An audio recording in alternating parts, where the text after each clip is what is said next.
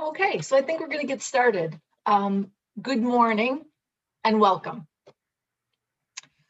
We live in a time of heightened polarization, social injustice, and intense inequality. Our country and community is reacting to tragic occurrences of injustice and divisiveness. There is no better time than now to put our greatest effort forward to build a culture where all people know they belong. I'm Pam Clark-Reidenbach, Executive Director of the Northern Illinois Center for Nonprofit Excellence, more fondly known as NICNE. We are grateful for the partnership with United Way of Northwest Illinois and the United Way of Rock River Valley for providing funds through the State Healing Illinois Initiative, making it possible to offer this free diversity, equity, and inclusion training for nonprofit staff, board members, and volunteers. So thank you, Connie Kraft and Linda Sandquist. As you know, today's session is one of 4 that will be offered to educate us on DEI and move us closer to building a culture where all people know they belong. We are so excited to have sold out with over 500 people registered and a waiting list of individuals that will receive recordings. Clearly, we have turned a corner, recognizing the critical nature of inclusion and belonging in our organizations and community. There is so much more work to be done, but this is a critical first step. For those of you also interested in learning how to conduct courageous conversations around racial equity in your organizations, in your neighborhoods, affiliations, or dinner tables, please go to the NICNE website and register for free Courageous Conversation facilitation training in March. Along with the facilitation training session, you will be invited to participate in a Courageous Conversation community of practice to share best practices and learn from your peers each month. This training will fill up soon, so register today. So let's get started. It is truly an honor and a privilege to introduce to you our presenter for today and throughout the series. Dr. Adrienne Coleman is a senior leader in a respective organization working to address bias and inequities in access and opportunity for historically marginalized groups and helping organizations create equitable, diverse, and inclusive work environments. Candid Conversations Matter is a company created by Dr. Coleman to advance DEI work. She has tremendous expertise in leading deep and impactful diversity, equity, and inclusion work in government, nonprofits, K-12, and higher education. Today, she'll cover the foundation of DEI-related definitions, concepts, and theories. Please give a warm welcome to Dr. Adrienne Coleman. Good morning, and thank you so much, Pam, for that wonderful introduction. I'm going to start off by sharing my screen.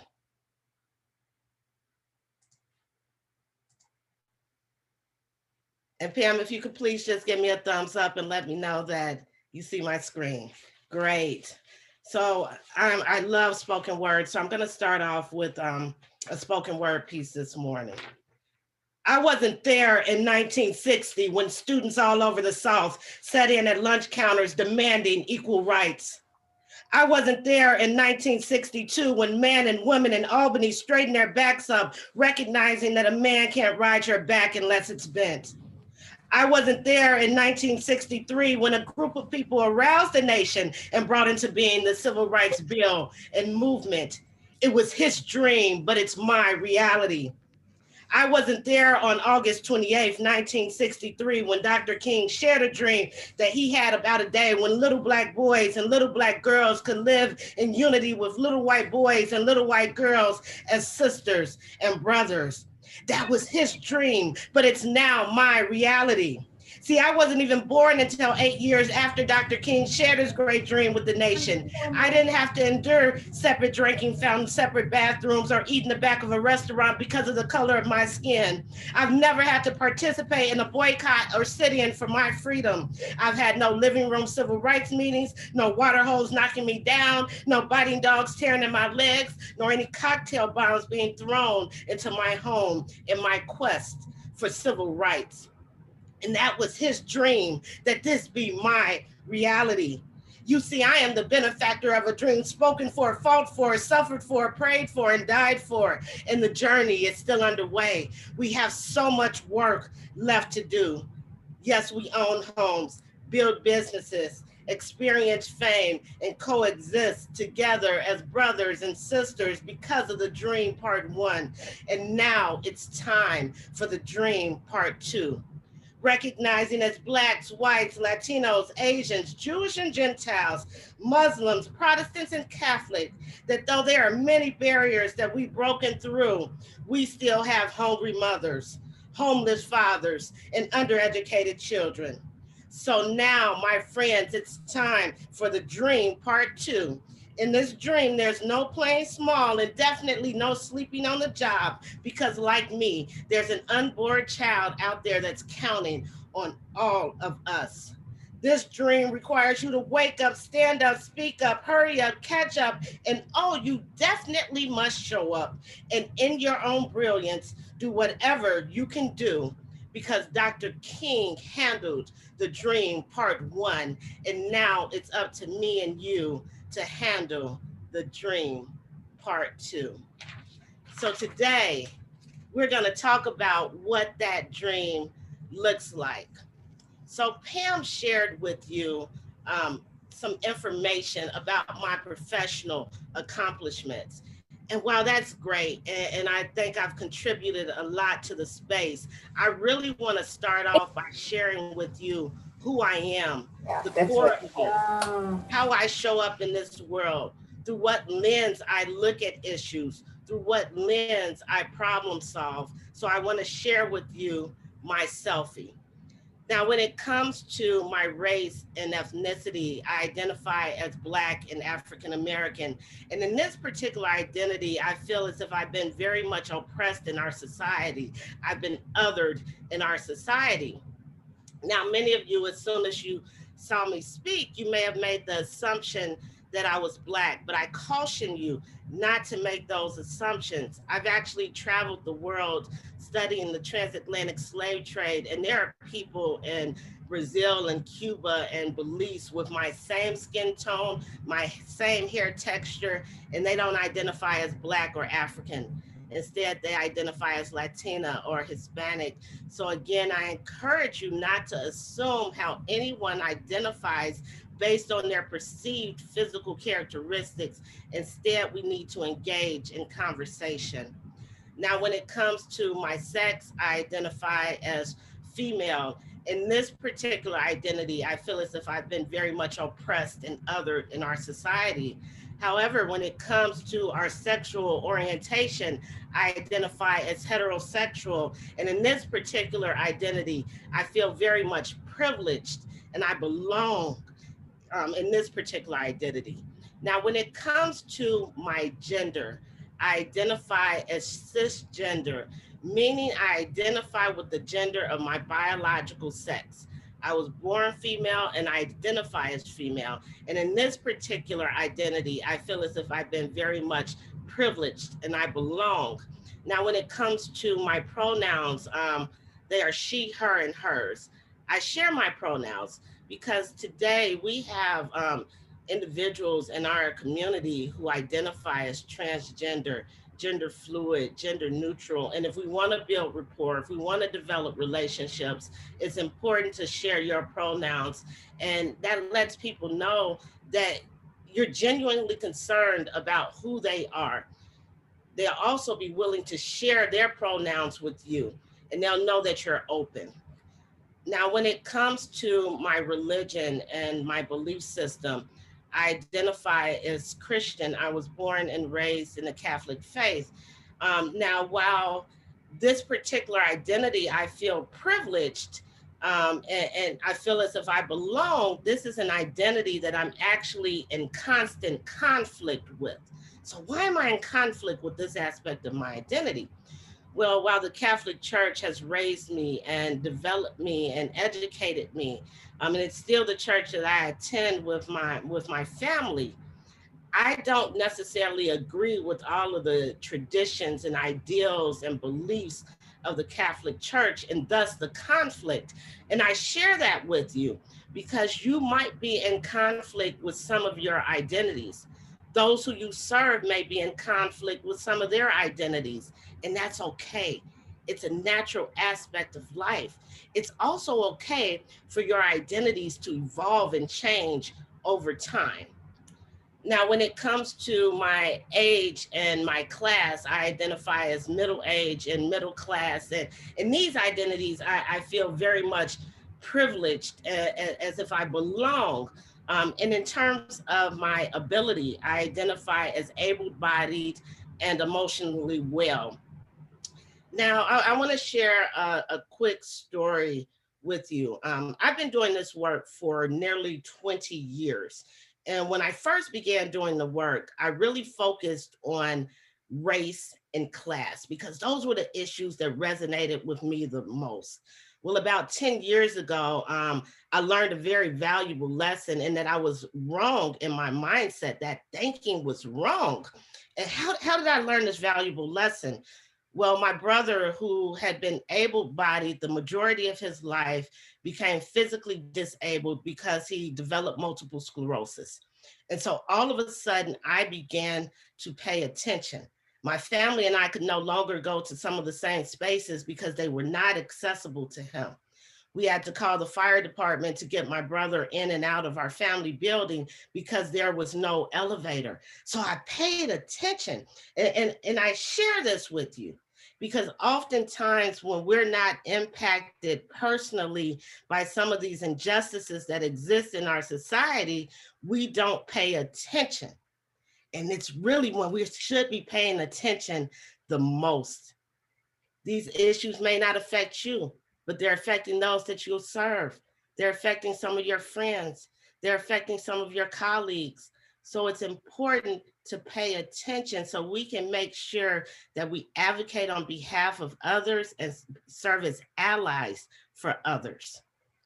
Now, when it comes to my values and my beliefs, I believe in STEM equity, that's science, technology, engineering, and mathematics. I believe in fairness. I believe in being inclusive. Um, we're going to talk a little bit today about bias. And a lot of times when I begin to have conversations about bias, people automatically become offended. They think that you're calling them this horrible person. The reality is I've been doing this work for 20 years and I have bias, right? And for the most part, I think that I'm a pretty good person.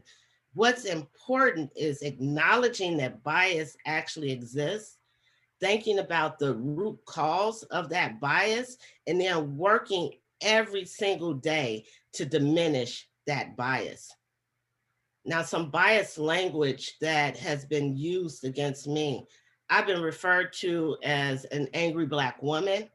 And the reality is, I do get angry sometimes, right? But I'm also happy and excited. Society has told me as a Black woman that I don't have a right to my emotion. And I do have a right to my emotion, whether that emotion is anger or frustration or excitement or happiness. What I don't have a right to do is cause social, emotional, or physical harm, right? Because of my emotion.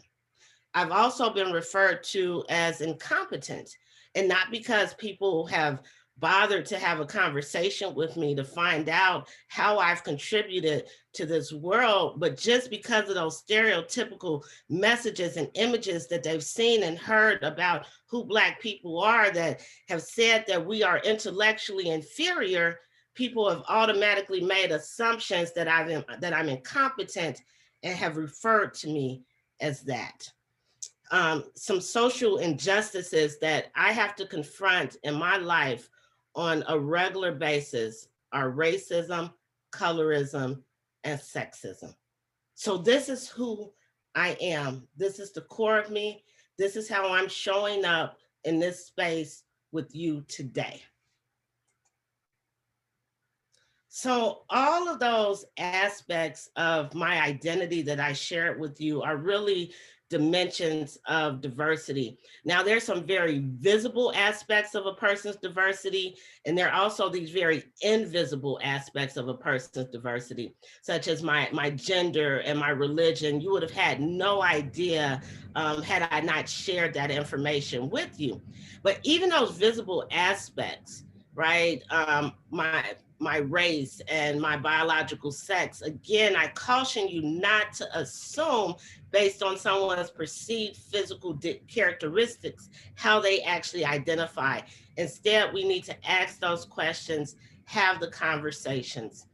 Also understand that diversity extends beyond the identities that I shared with you. It also includes your education level. It includes marital status. It includes language. It includes physical appearances. It also includes the diversity of thoughts and ideas and perspectives and values.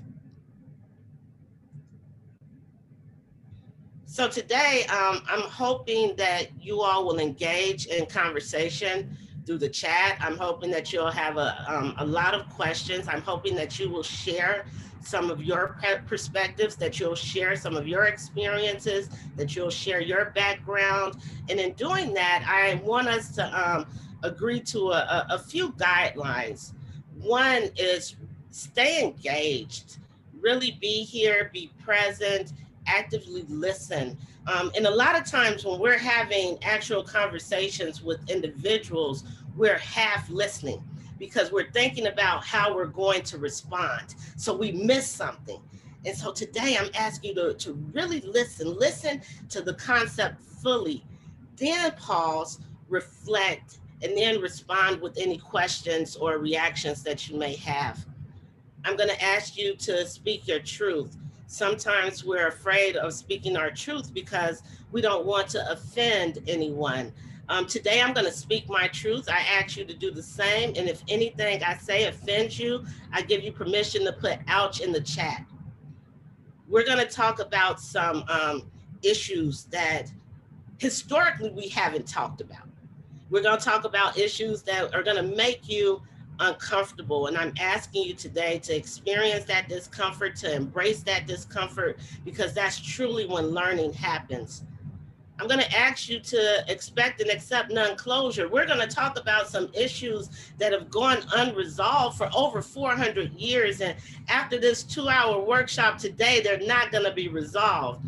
We're just starting the conversation. So expect and accept that non-closure. All of you are experts in your respective fields. And I'm asking you to show up as that expert, but also show up as a learner and think about how you're going to take this information and apply it in the work that you do on a regular basis. I hope that we have a safe space here. But I also want us to have a brave space. And by brave space, I mean being willing to share those thoughts and experiences and perspectives that you have. And finally, I ask that you allow for growth and evolution in your understanding. And so if you all will agree to these, use the reaction button and just put your thumbs up and let me know that we're okay with moving forward today.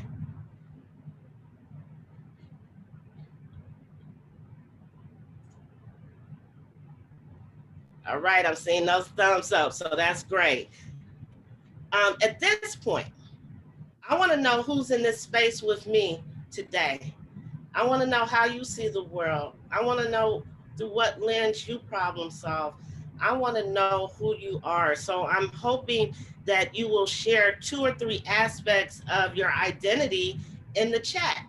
And then Pam or Billy, if you could possibly share a few of those with me as they come in, that would be great. Who is in this space with us today? And I also encourage you that if you don't know your colleagues on this level, if you don't know your clients on this level, it's time to engage in conversation.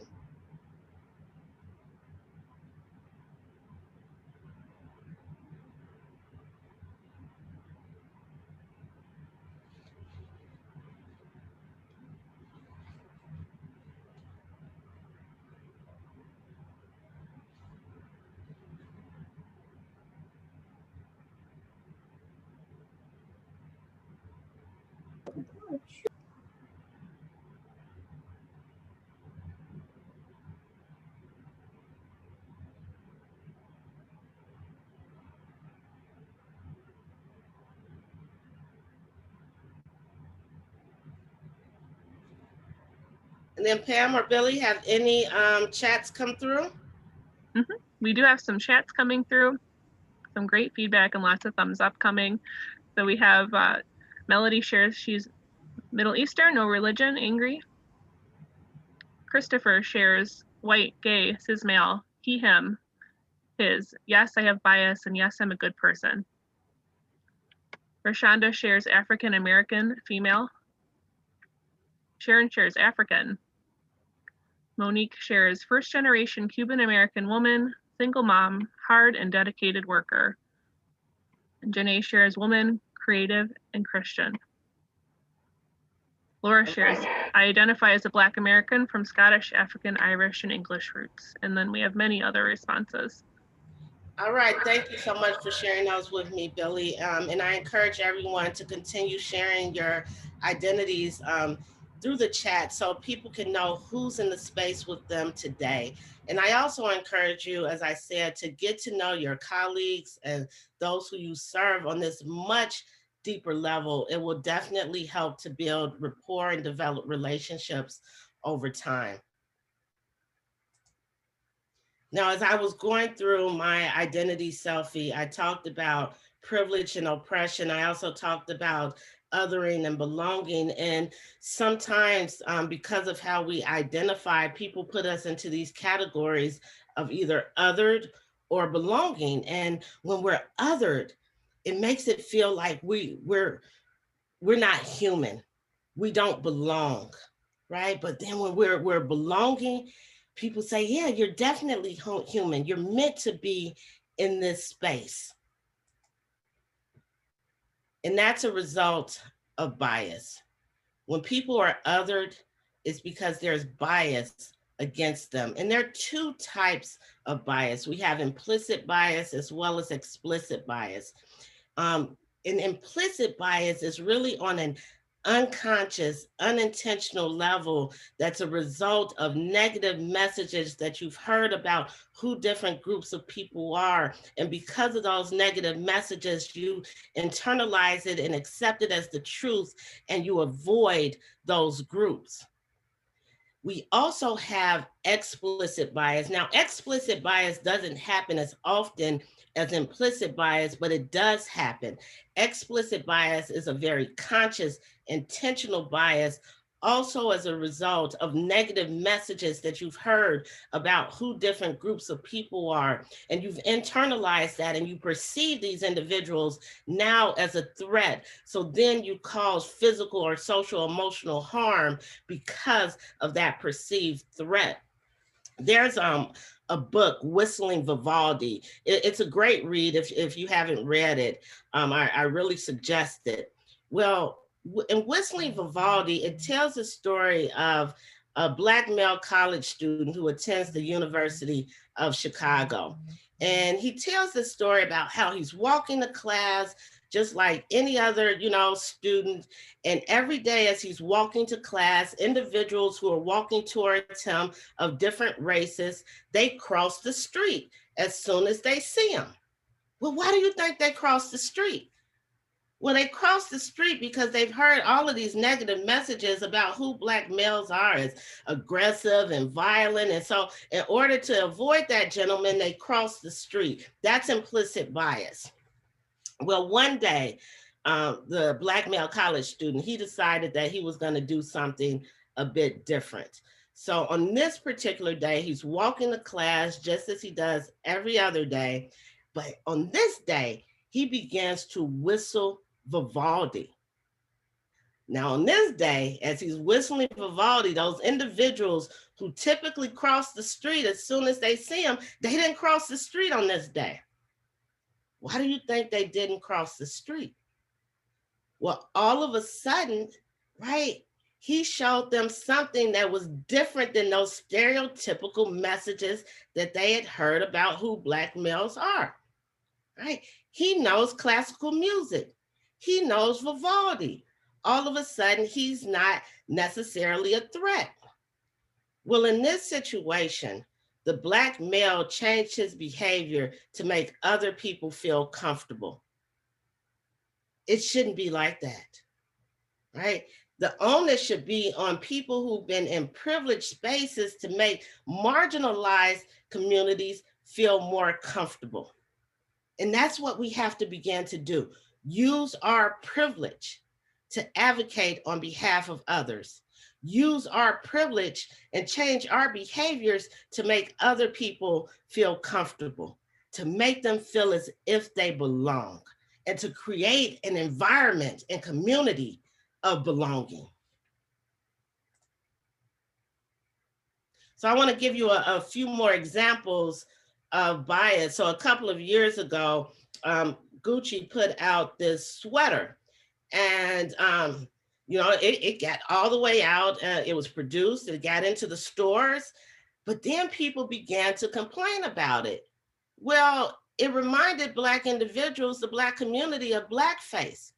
And so this was very telling about Gucci, and it made it very obvious that they didn't necessarily have diversity at the table, making decisions about what should be produced, because this was very culturally insensitive.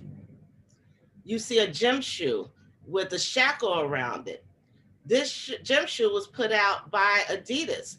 Well, what message does that send? Well, when we think about the school to prison pipeline and who this shoe was really marketed towards, it was marketed towards young Black and Latino youth, right? And so it sent a message that you're going to end up in these shackles, so you might as well begin to wear them now. Then you see a white shoe, a white gym shoe, and you're probably wondering, well, what does that have to do with bias?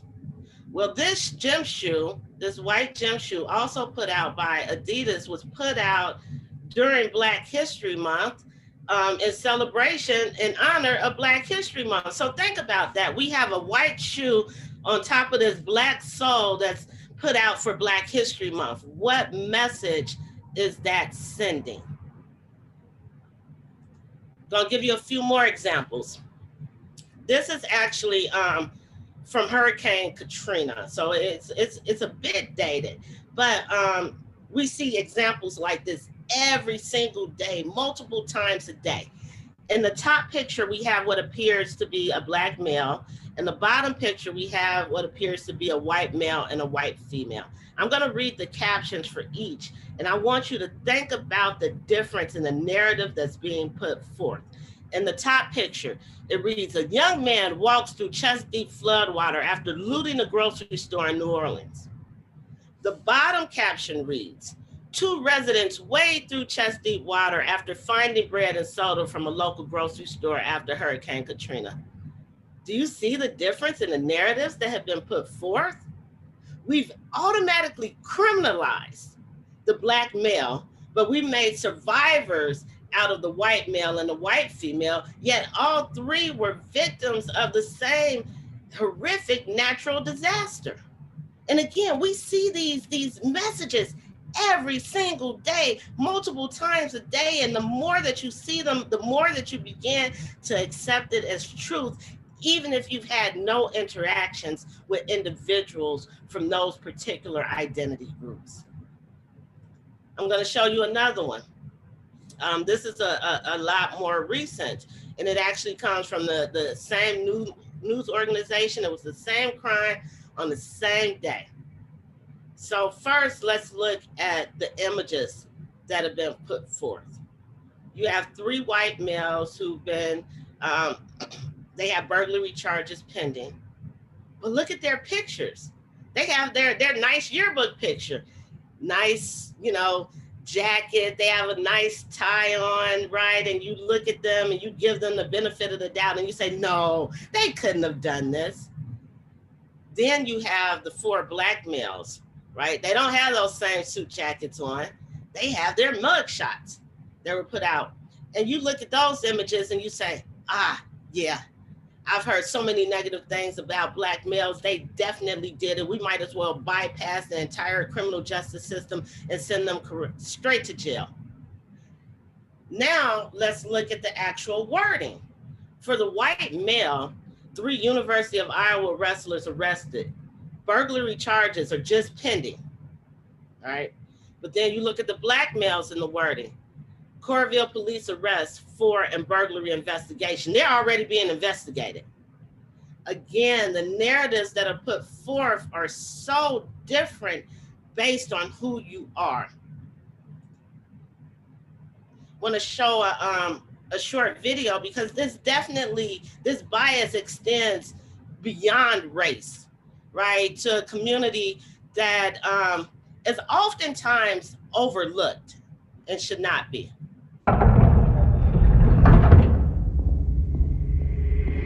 Hearing world.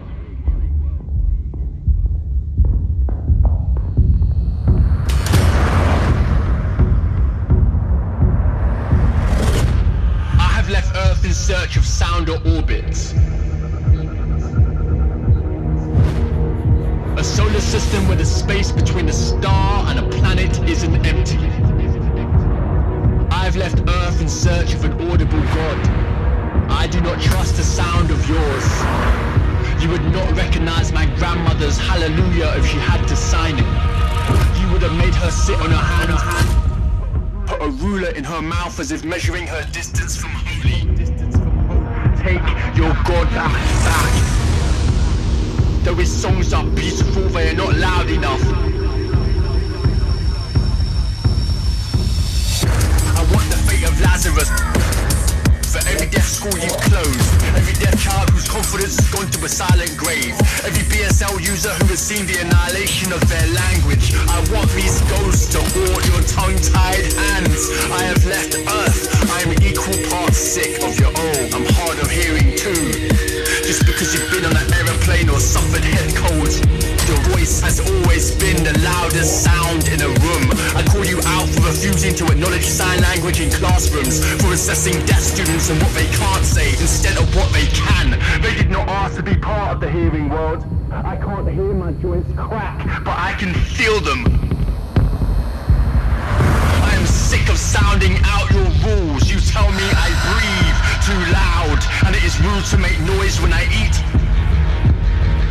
Sent me to speech therapists, said I was speaking a language of holes. I was pronouncing what I heard, but your judgment made all my syllables disappear. Your magic master trick, hearing world. Drowning out the quiet, bursting all speech bubbles in my graphic childhood. You were glad to benefit from audio supremacy. I tried hearing people, I tried to love you, but you laughed at my deaf grammar. I used commas, not full stops, because everything I said kept running away. I mulled over long paragraphs because I didn't know what a natural break sounded like. You erased what could have always been poetry. Strike that out, you erased what could have always been poetry. You taught me I was inferior to standard English expression. I was a broken speaker, you were never a broken interpreter. Taught me my speech was dry for someone who just sound like they're underwater. And it took years to talk with a straight spine. I mute red marks from the coursework you assigned.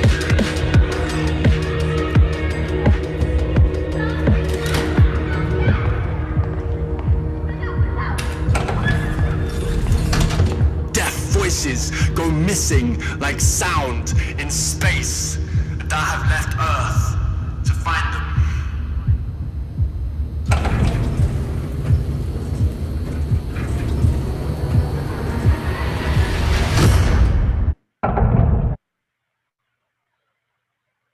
but your judgment made all my syllables disappear.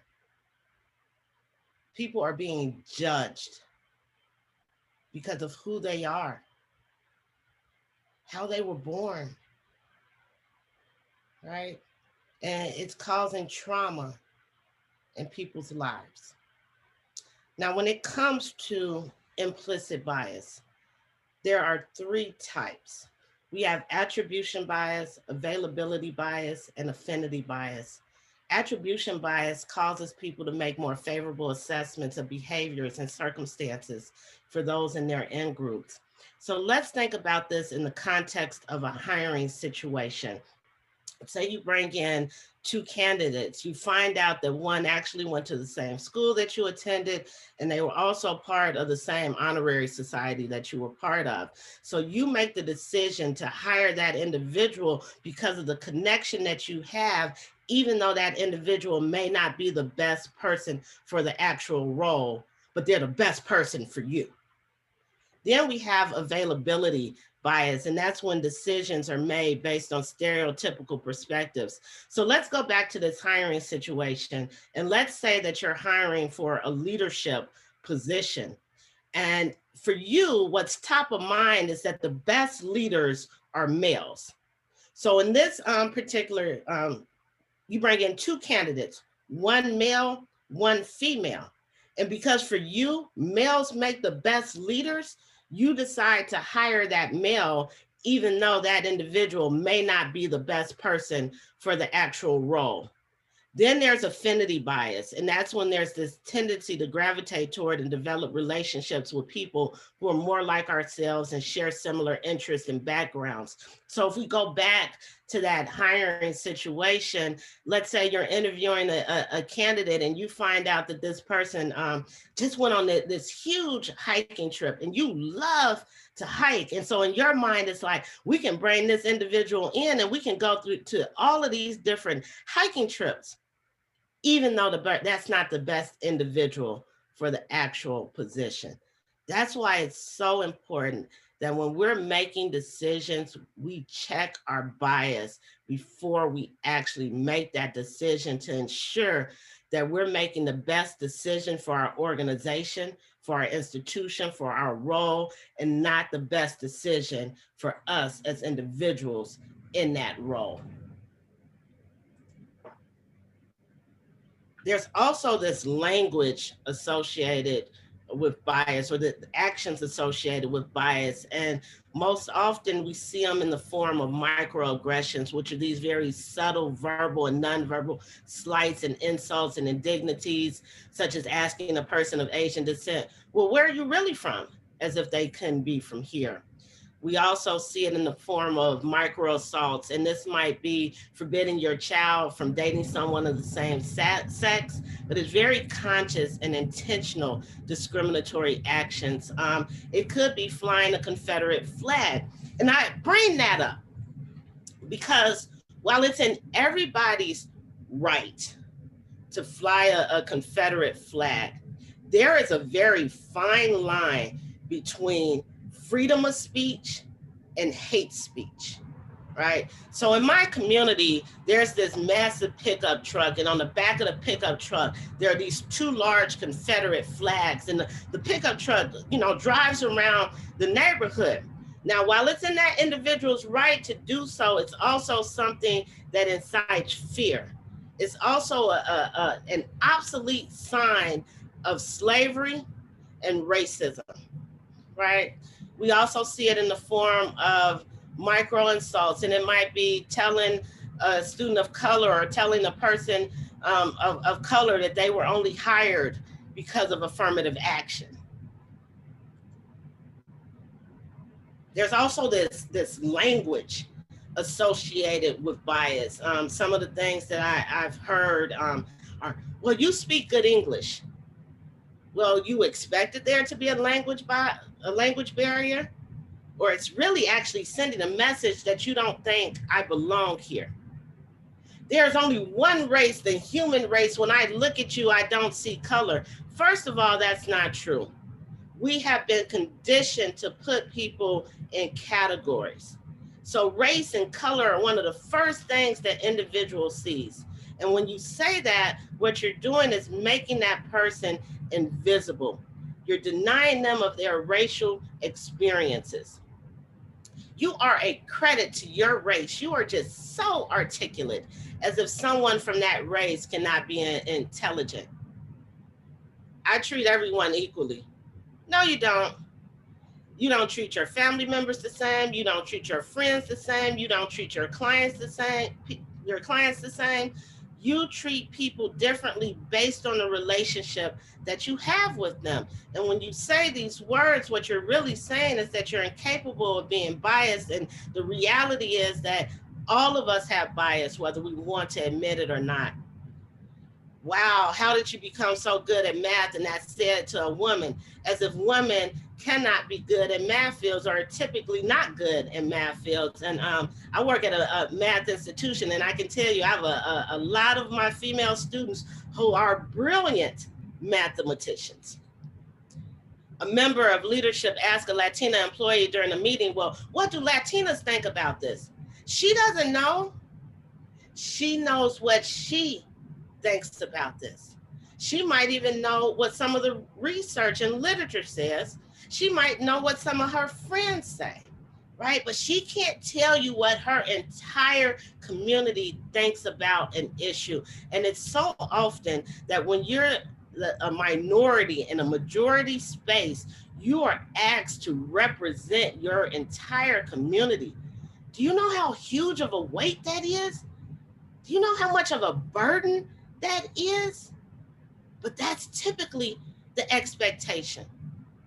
Use of the pronoun he to refer to all people, as if the male experience is universal.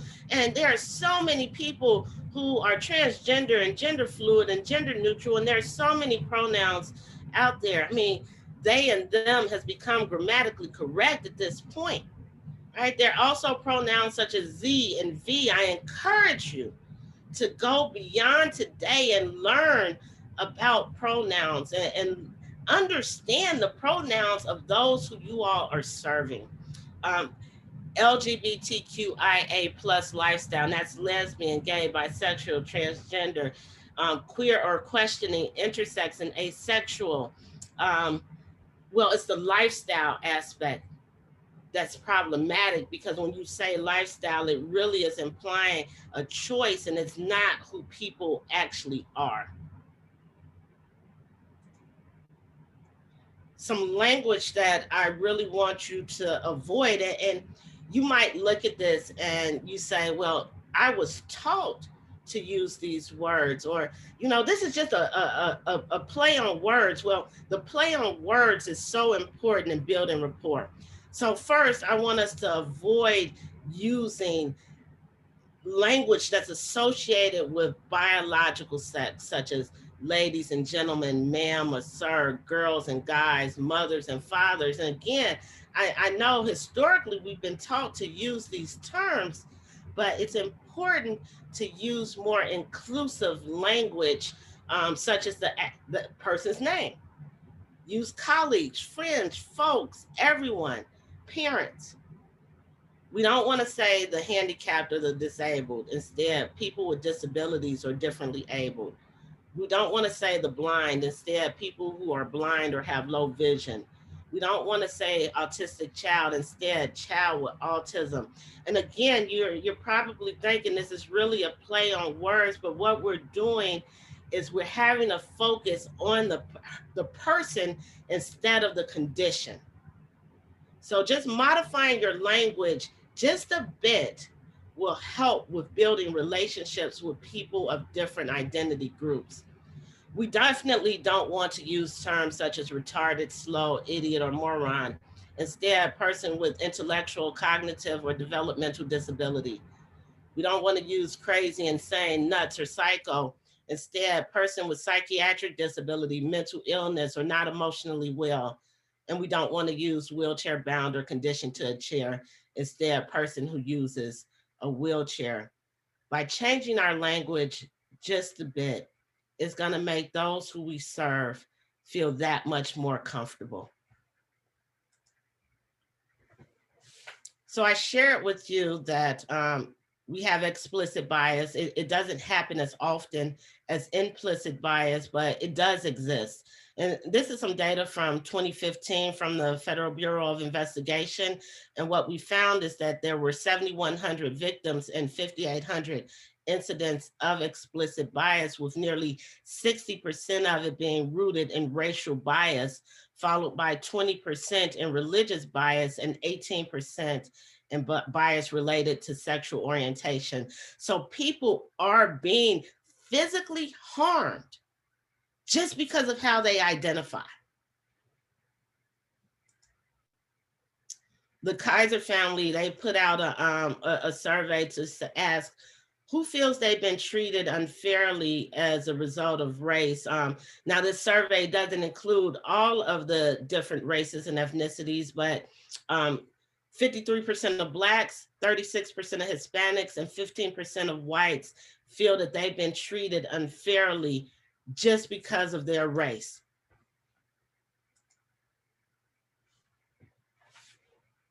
When it comes to religious bias, I shared that 20% of explicit bias was rooted in religious bias.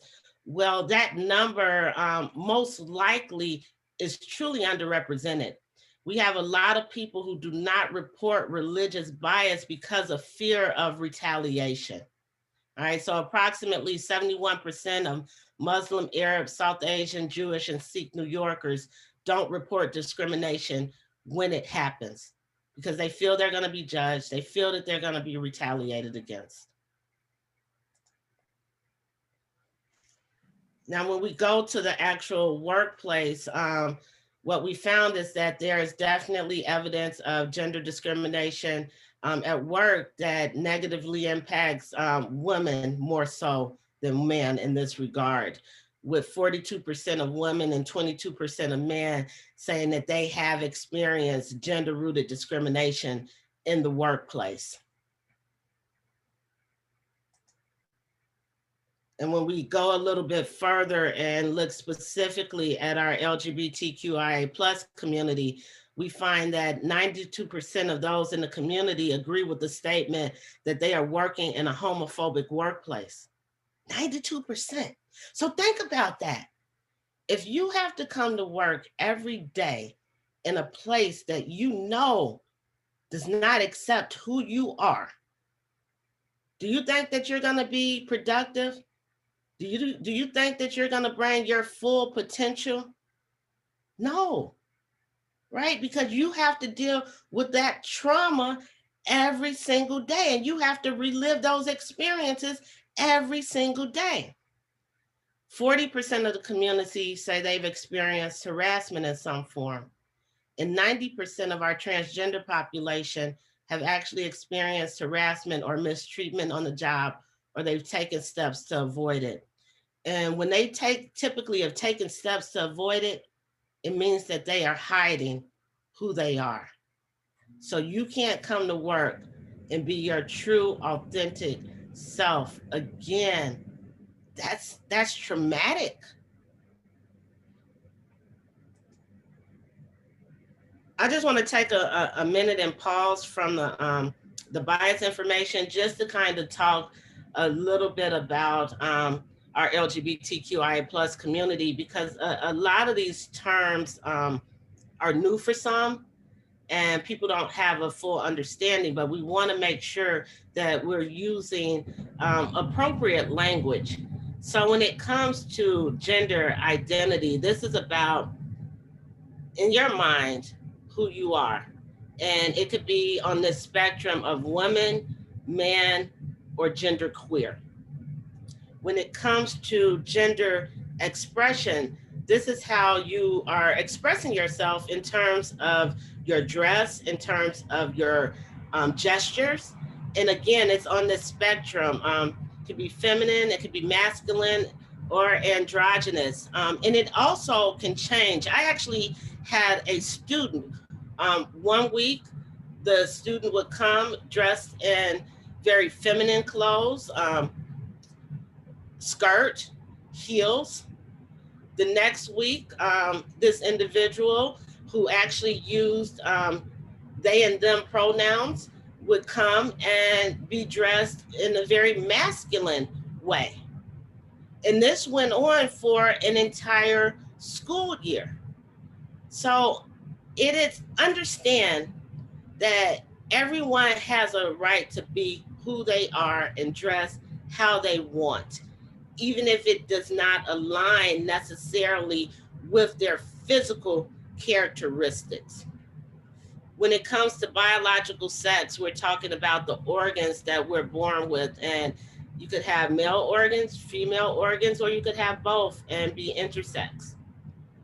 And then when it comes to sexual orientation, these are really matters of the heart, who you want to have romantic relationships with. And in this regard, you can be heterosexual, homosexual, or bisexual. And two that are not on this spectrum here are asexual, meaning you don't have romantic feelings for anyone. And it also could be pansexual, meaning you could have romantic feelings for just about anyone. And it's more so based on the characteristics and who the individuals are. So it's really important that we learn to become allies and we learn to advocate on others' behalf. So I'm going to share a quick video as to how that can be done. Hey friends! So I'm trying something different with my setup, and I don't know if it's working, but you will deal.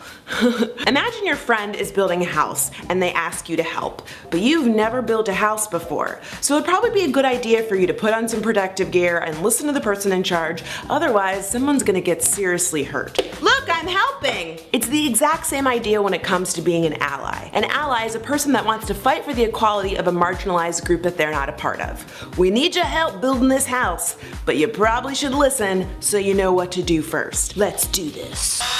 So here are my 5 tips for being a good ally. Understand your privilege. Now, a lot of people get hung up on the word privilege, so let me break it down for you nice and easy. Privilege does not mean that you are rich, that you've had an easy life, that everything's been handed to you and you've never had to struggle or work hard. All it means is that there are some things in life that you will not experience or ever have to think about just because of who you are. It's kind of like those horses that have those blinders on. They can see just fine. There's just a whole bunch of stuff on the side that they don't even know exists. So for example, there are currently 29 states where you can legally be fired for being gay, and there are 34 states where you can legally be fired for being trans. Now, as a straight cis woman, those are things that I don't have to ever think about if I don't want to. I'm not gonna be fired because I'm straight, and I'm not gonna be fired because I am cis. So it makes sense that before I can fight for the rights of others, I have to understand what rights I have and others don't. That's privilege.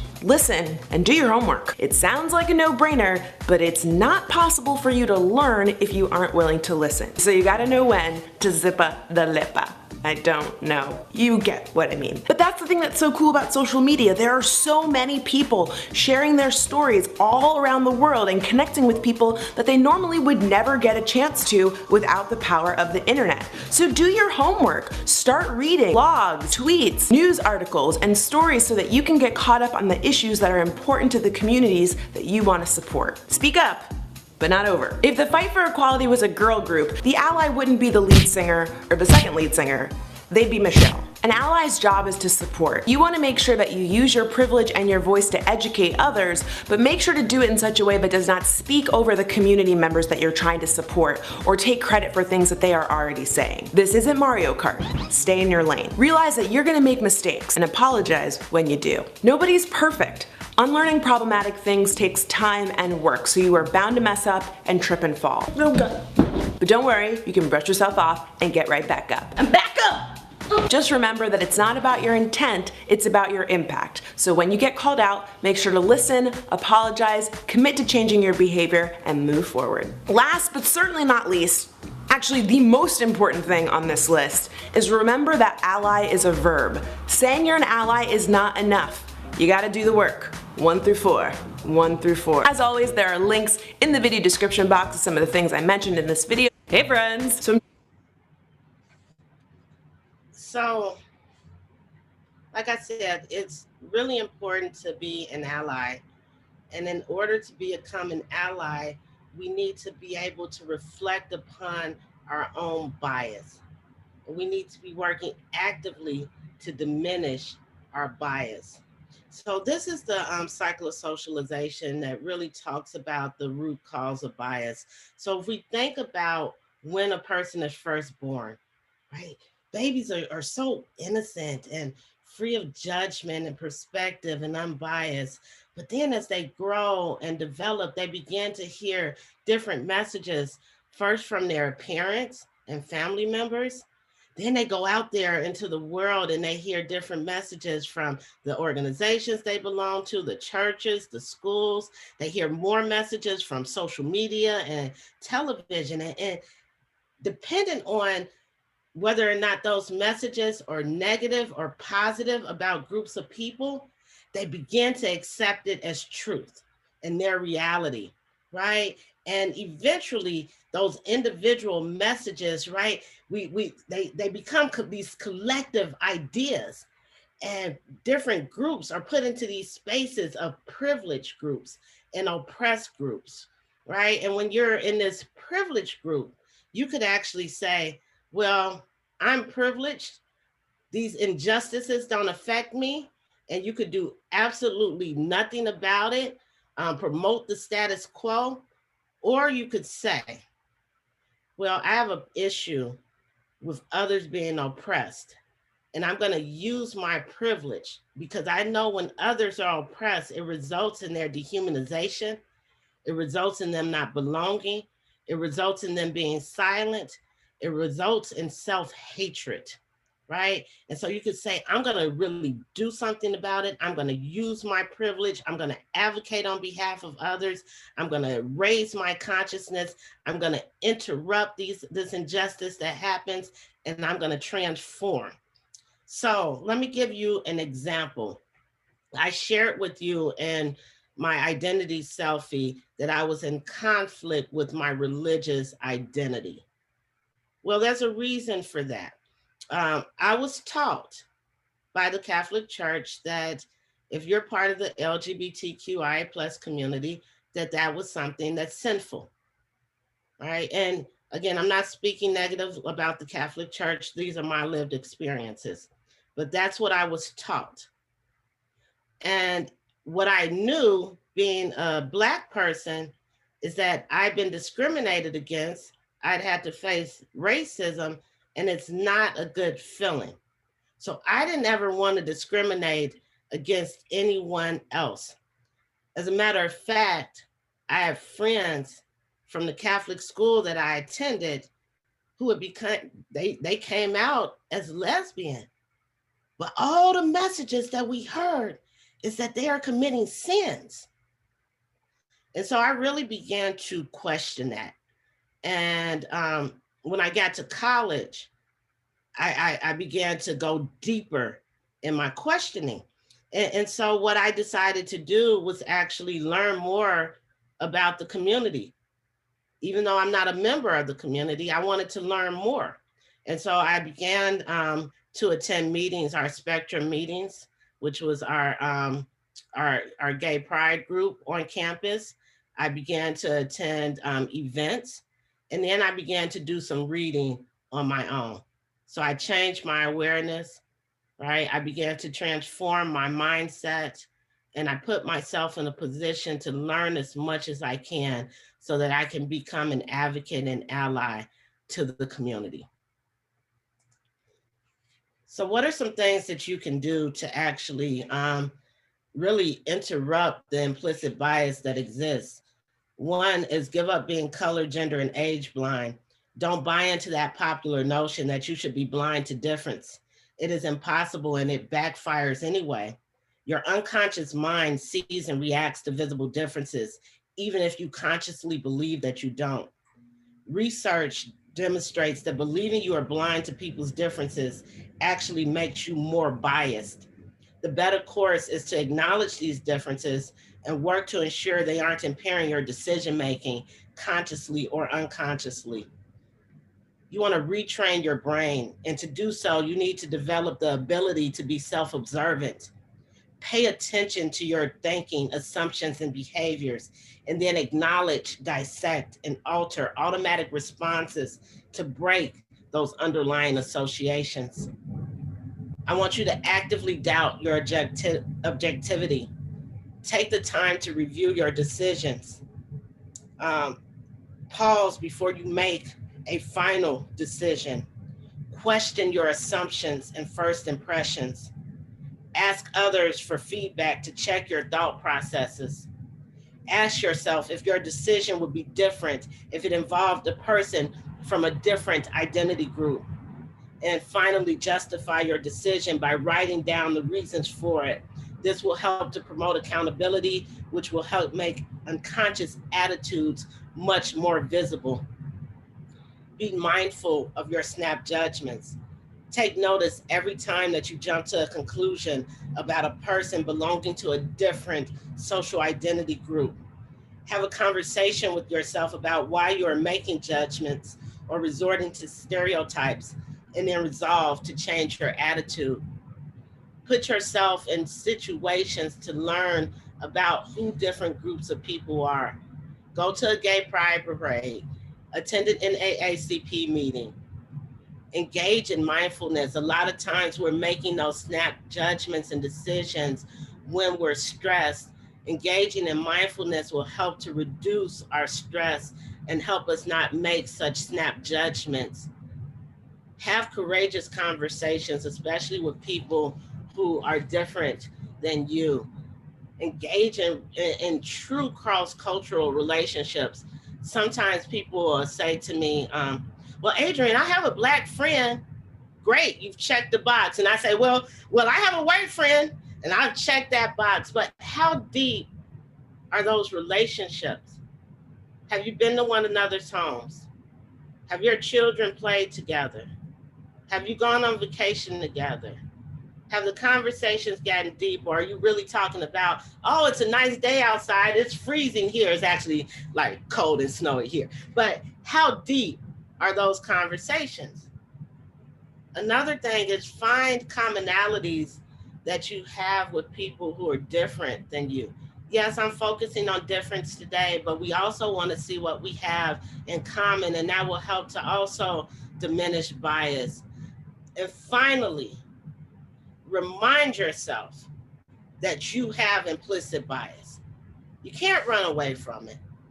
Acknowledge it, focus on it, and then work to really diminish it. And one thing that you can do to really reflect upon that bias is go and take some of the implicit association tests. The one from Harvard University it's a really powerful test. You can look at your bias from an array of different identities. So I encourage you to take it and just Google Harvard University Implicit Association Test.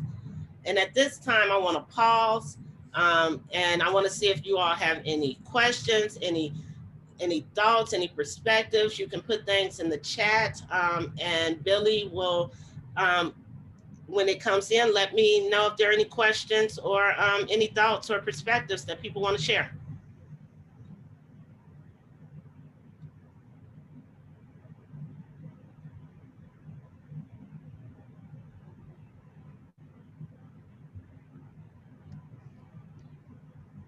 Getting some feedback in the chat. Someone did ask if we'll get the slides after the session. I will be sharing a recording out for any of you that might have joined late. Rachel shares her mentor told her to keep interrupting whiteness at her job. She works at a nonprofit predominantly led and occupied by cis white women, and that advice is what got her into transformative diversity, equity, and inclusion work at her organization. It currently wasn't being done. She encourages interruption, but also wants to emphasize self-care. It's important if you're going to dedicate yourself to standing in the gap or being an advocate. And I'll say self-care is really important because there's a lot of resistance to this work. And, you know, you have to be persistent. It takes a long time to impact change. Even at my current institution, I've been there for 15 years, and it took us a good 10 years of doing the work before we really had a focus on equity, and before we had a leadership that was really vested in this work. So I echo that self-care is so very important. Rachel had asked if you had any suggestions for finding mentors, especially those that would support growth in this area around diversity, equity, and inclusion.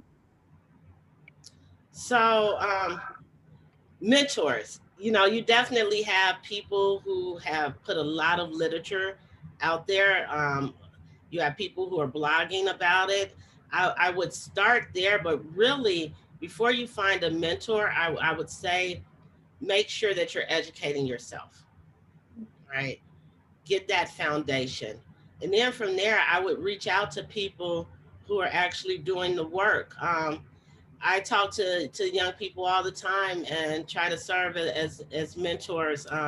So find people who are doing the work and let them know what you're trying to do, and just reach out. And I definitely would be willing to take individuals on as well.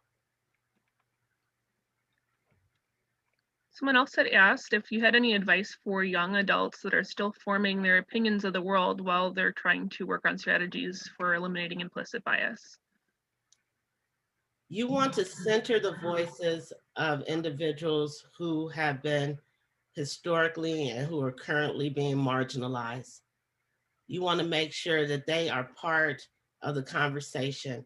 And typically what happens in our society is you have people who are making decisions that are for people, and they're never part of the community, right? So you have people making decisions about how to address issues of food insecurity, and they've never been food insecure.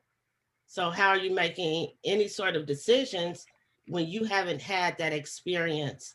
So you need to bring people to the table who've had these different lived experiences so you can make informed decisions about how to approach whatever it is that you're approaching.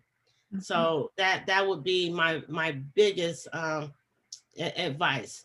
Make sure that we're centering those voices and we're bringing people to the table. We do have a few people in the chat just sharing some negative experiences that they've had when they have been the person to call attention to implicit bias. And Jacqueline had asked, when somebody makes a choice to step out of that cycle of socialization, what are some of the deeper costs or emotional dynamics? The visual makes it look easy, but we know it's not as easy as that. Boy, this is the thing. In doing this work, like I said, people are definitely going to resist it, but persistence is key. You have to continue. You have to try different approaches. And then at some point, you might say, well, I'm not going to put my energy in working with those who are not vested in this work. I'm going to work with those who are ready to go. And then go. And so that's probably the last comment or question that we have time for. We'll have another pause during the workshop. So go ahead, continue to use the chat to put questions, continue to use the chat to share your experiences and reflections. And I'm gonna move on. Now, I've talked a bit about how bias, attitudes have led to certain groups being put in these places of privilege and oppression. And when it comes to privilege, a lot of times it's sort of unearned access to opportunities that other people do not have. Privilege is not necessarily a bad thing. And sometimes when I begin to talk about privilege, people say, well, what do you want me to do? Give up my privilege? No. Me having my doctorate, that's a privilege, right? It allows me to be in this space with you today. Does anyone here think that I'm going to contact my university and say, look, having this credential is a privilege. I don't want it anymore. Please take it back. I'm never going to do that, right? But what I am going to do is say, it is of value to have your education. And so I'm going to encourage those who don't have it. I'm going to encourage them to get it, and I'm going to guide them along the way. And when they do have that privilege, right, I'm going to share this table and this space with them. People don't want to give up any of their power, right? And it's not about giving it up. It's not about giving up that power or giving up that privilege. It's about sharing it with others. And then you have those who don't have that privilege, and they're put in this category of oppression where they face these vast and deep injustices just because of who they are. So this is the model of oppression, and oppression happens on the individual, institutional, as well as the societal, that systemic level. When it comes to the individual level, that's just person to person. It might be me discriminating against another person because they're gay, or me discriminating against another person because they're Latinx. When it comes to the institutional level, that's an institution having policies and practices in place that discriminate against certain groups of people. So an example of that might be an institution who refuses to have an all-gender restroom or a gender-neutral restroom because they don't necessarily agree with the LGBTQI plus community. And then when we look at societal level, this is really, you know, those systemic policies and practices that are in place that negatively impact certain groups of people. An example, now this just recently changed in Illinois, but we really see it across the nation when it comes to how education is funded. Typically, education is funded based on property taxes, meaning if you live in a lower income area where property taxes are less, those schools get less funding compared to if you lived in a higher income area where property taxes are more, those schools get more funding, right? That's a systems, a large systems problem. And it could easily be solved by changing the formula, giving schools what they need so that all of their students will be successful, right? So we have to look at oppression on these three different levels. Now, just like bias, oppression could be on a very conscious level as well as a very unconscious level. And it also impacts both our attitudes as well as our behaviors. So you all might be familiar with the term political correctness. It was one that was really introduced in the 80s and used in the 80s and early 90s. We've shifted away from that term for a couple of different reasons. One, because these issues have been politicized and they should not be politicized. These are social justice, human issues that we're talking about. The other reason that we moved away from that term is that when it came to political correctness, it only impacted behavior. Let me give you an example. You might have a male in a workplace who won't say any sort of sexist jokes because that male knows that they'll receive a negative consequence if anyone overhears him saying those sexist remarks, right? So in this instance, that's behavior. We are able to control the behavior of that individual because they don't want to receive be reprimanded for that behavior. However, as soon as that male leaves the workplace and gets with his friends, he's saying all sorts of sexist jokes and remarks. So thus, the attitude, that sexist attitude remains in place.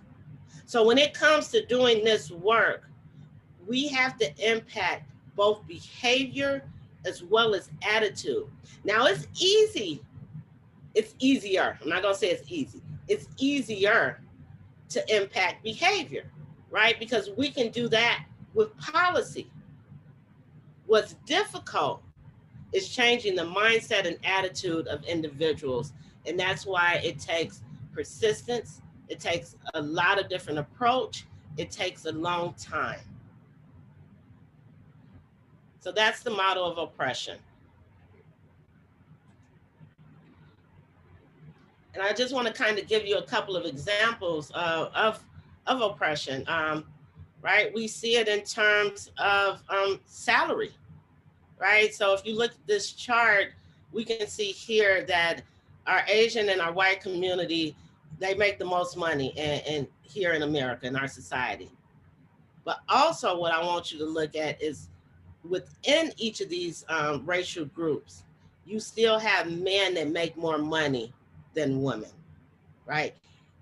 Research has shown even men and women with similar backgrounds, similar credentials, men will still make more money. This is an example of societal oppression. It's a systemic problem that can easily be addressed, but we haven't. We see the same thing when it comes to educational level.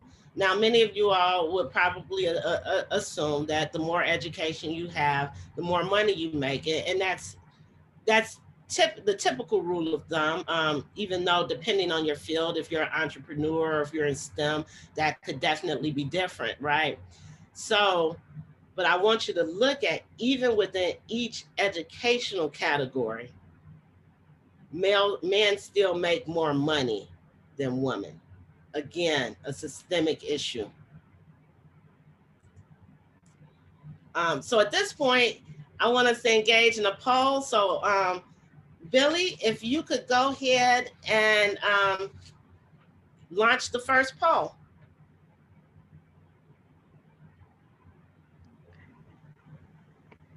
And Pam, you'll have to launch that from your view. Beautiful, thank you. Okay, I see it. Does the community see it? Do the participants see the poll? Okay, perfect.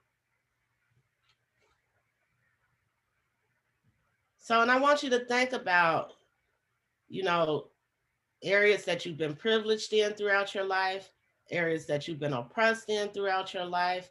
I want you to think about your clients, those who you serve, and where they are, how they would answer these questions.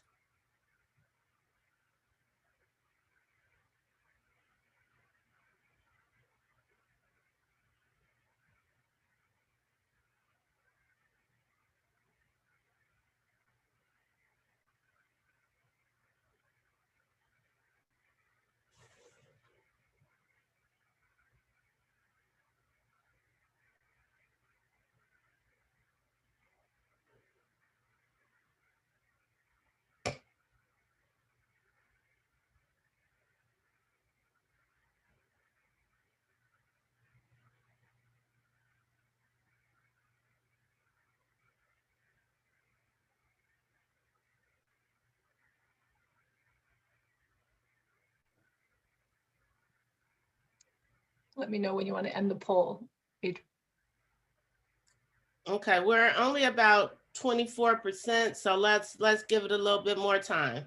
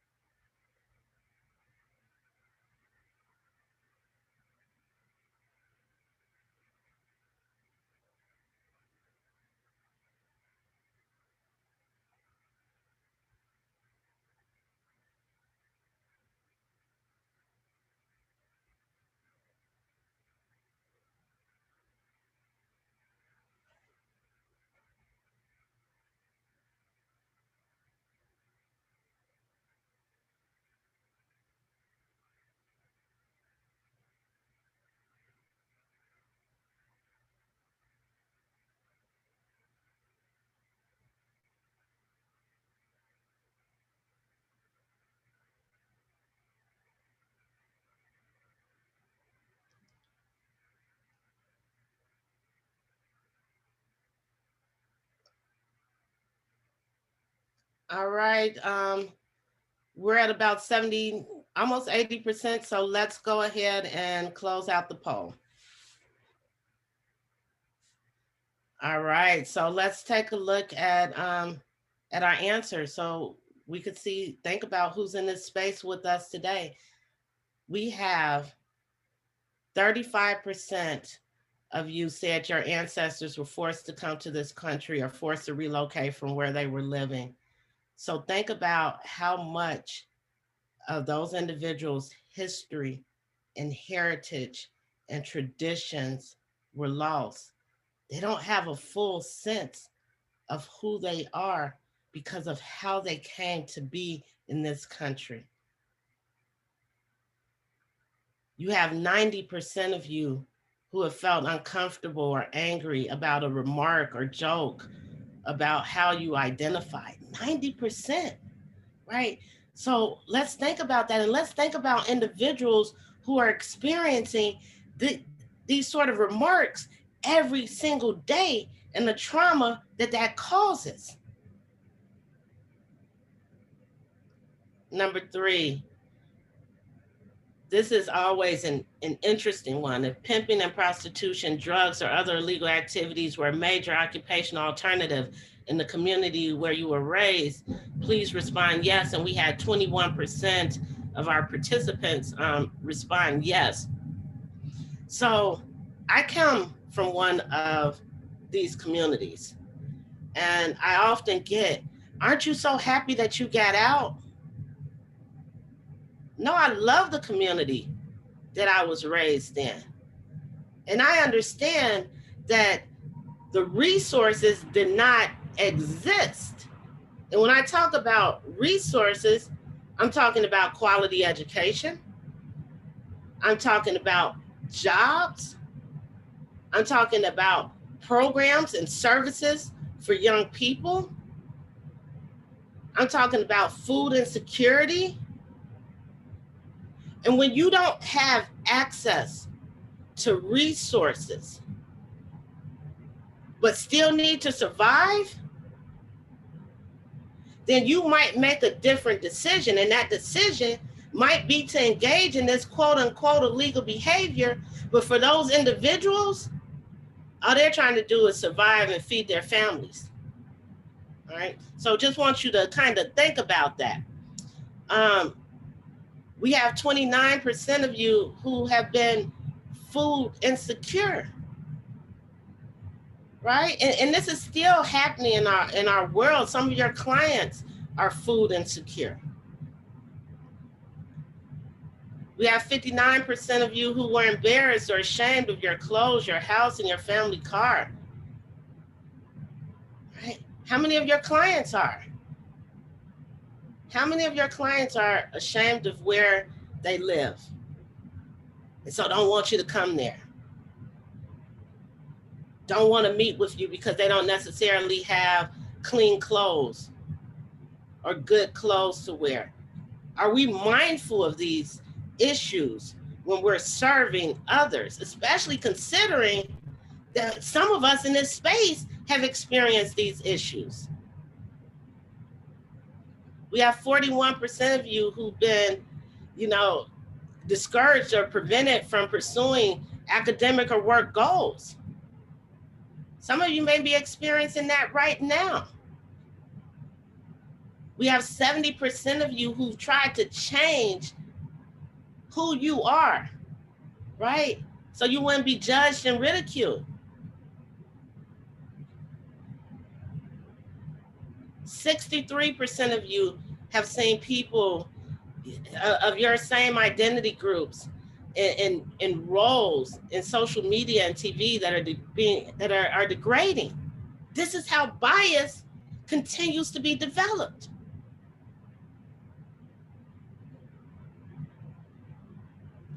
"24% of you have been accused of stealing, cheating, or lying because of your race." And some of you all might say, well, that's just a quarter, that's a small percentage.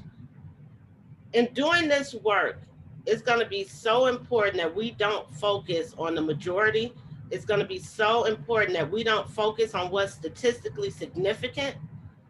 And it's so important that we center, right, what's not statistically significant, and that we center the minority voice. And lastly, almost 50% of you have had friends or family members that have actually experienced violence just because of how they identify. All right, so this is who we are in this space. Some of us have definitely had access and have been privileged, and some of us have lived experiences where we've been oppressed. And what I want you to think about more than anything is where your clients are, right? And are you making sure to not judge them because of who they are? Are you giving them what they need so that they can be successful, so that they can thrive? Do you know who they are so that you can actually provide them with what they need? Do you know how they identify? Do you know their lived experiences? Have you had those deep conversations? And thank you all for participating in this first poll.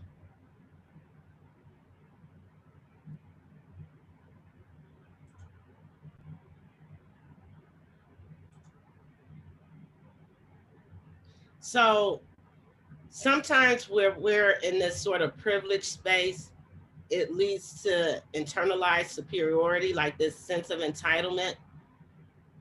And sometimes when we're in this oppressed space, it leads to internalized inferiority and self-hatred.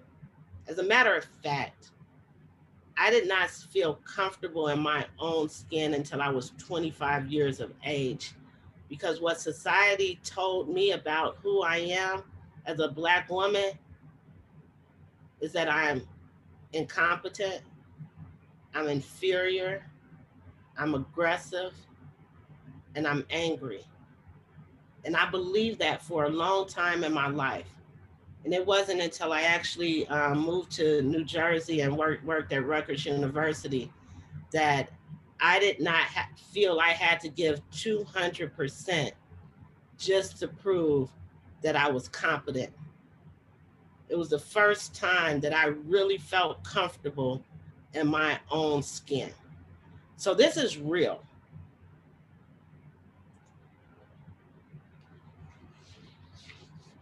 So we talked about sort of this societal oppression, these systems that exist. I'm just going to share a few stats with you so you can understand that, you know, these things really do impact certain groups negatively. When it comes to education, Black preschoolers are 3.6 times more likely to be suspended than white preschoolers. Why preschoolers are even being suspended, I have no idea. But still, there are inequities that exist there. Black students are half as likely to be assigned to gifted programs, even when they have comparably high test rates. Rutgers University actually did a study, and they found that Black adolescents experience 5 microaggressions every single day. That's 35 microaggressions per week. Think about the trauma that causes, right? Over a month time. When we look at the criminal justice system, Harvard University actually did a study, and they found that institutional racism permeates every aspect of the Massachusetts justice system, right? And just to kind of give you a few more stats, Black men are 6 times more likely to be incarcerated than white men. 46% are incarcerated for drug offenses, yet Blacks and whites use drugs at the same rate. Again, more inequities. When it comes to employment, Black applicants without criminal records fared as well in getting hired as white applicants with criminal records. Black Americans are twice as likely to be unemployed as white Americans.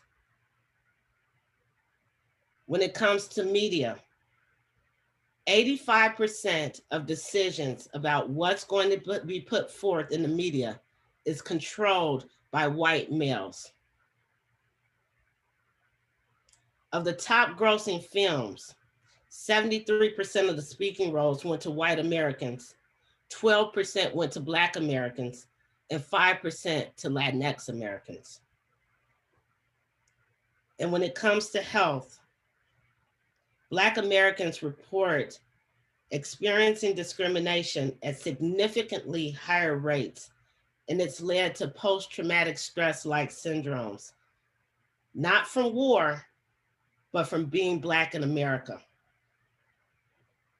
We've also seen a lot of racial bias in healthcare. The Washington Post found that whites are more likely to be prescribed strong medications for equivalent ailments due to unconscious bias because they think that, well, Black people are just physically strong and able to take it. Want to show another quick video about some of the economic inequities that exist. Dig deep into America's $17 trillion economy, and you'll find fractures beneath the surface. The spoils are split unevenly between men and women, old and young, high school dropouts, and MBAs. But one of the most divisive disparities is only skin deep. This is the economy in black and white. Everything you own, houses, stocks, cars, that's your wealth. In 2011, the wealth of the median white household was over $110,000. African Americans on average, 17 times less, just over $6,000. And housing has a lot to do with it. For the average American, their home is the most valuable part of their portfolio. It's an investment that can appreciate with time, and it can be passed from one generation to the next. But the rate of homeownership among whites is 28% higher than that of Blacks, and the lingering effects of segregation could be to blame. Discriminatory practices by the Federal Housing Authority prevented African Americans from buying houses in many suburban neighborhoods. The Fair Housing Act of 1968 sought to level the playing field. But by then, African Americans were entering a housing market that had already seen massive appreciation. Meanwhile, white families had seen their housing investment soar in value during their head start. Fast forward to the 21st century, minority groups were again victims of housing exploitation, this time by big banks. Bank of America and Wells Fargo, among others, were compelled to pay hundreds of millions of dollars in fines and restitution for pushing minorities into exploitative subprime mortgages and charging them higher rates and fees. This contributed to the fact that Blacks and Hispanics lost nearly a quarter of their wealth between 2004 and 2010. Whites lost just 1% during that same period. So the American economy houses two realities, one Black, one white. The divide between them, a measure of inequality.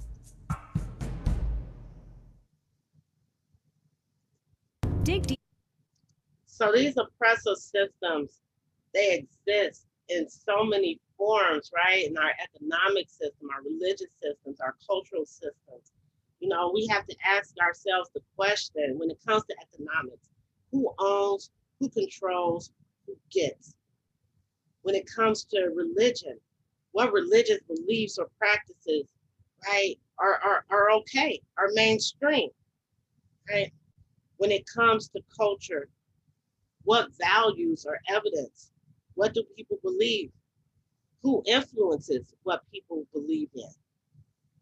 When it comes to social, who is left out? Who is included? What is the basis of that exclusion?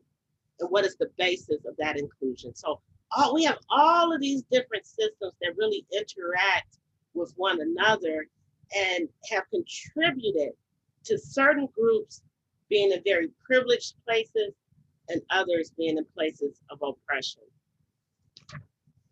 And we see it in terms of racial, gender, class, ability, sexual orientation, and age oppression, as well as xenophobia.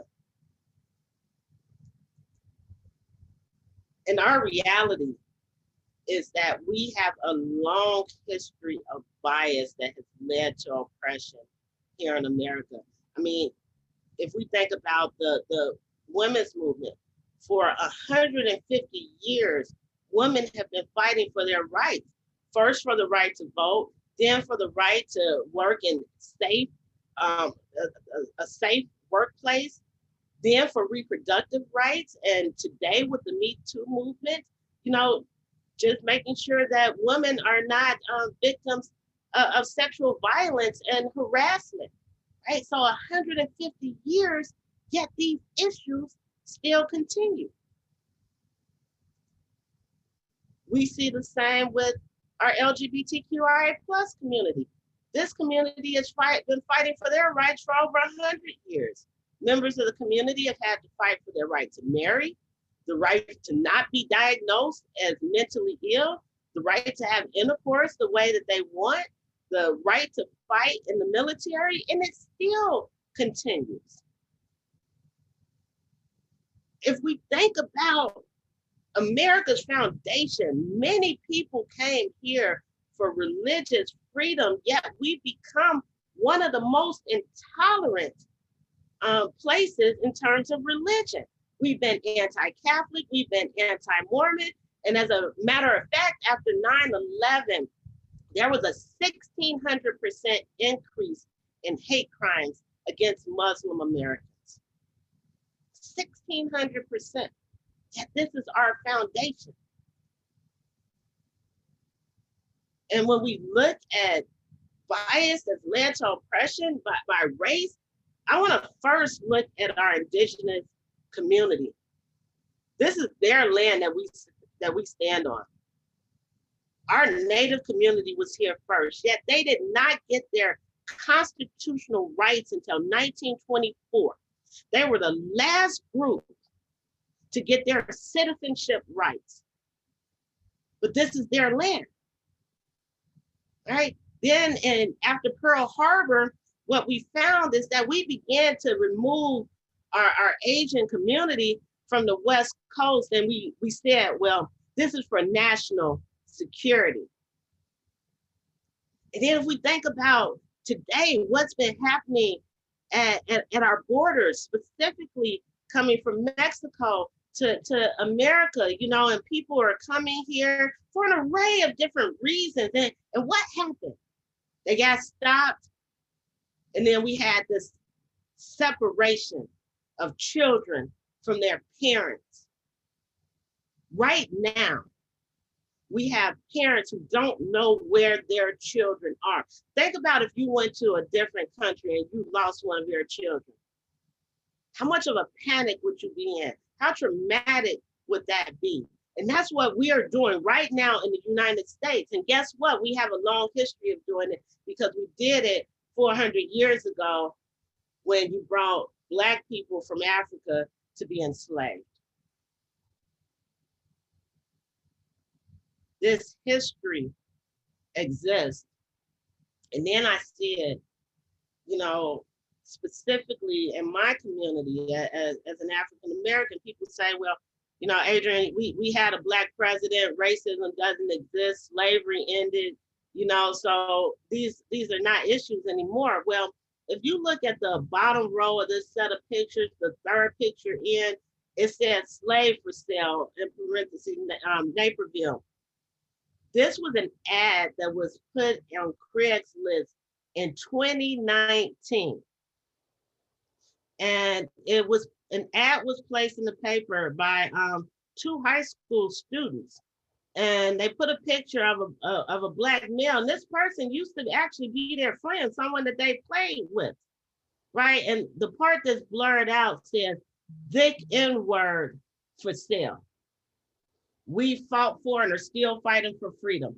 Freedom not to be judged, freedom to have access to quality education, healthcare, and housing.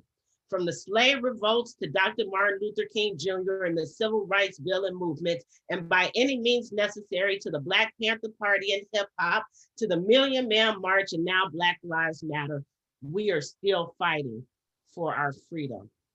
Why? And with that, I want to pause and see if there are any questions, any thoughts, reflections.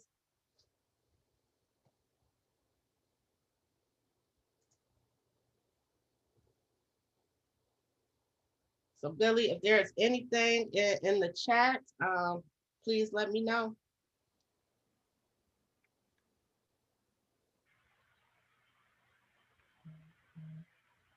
We have a few people thanking you for mentioning Indigenous people and the land that we use.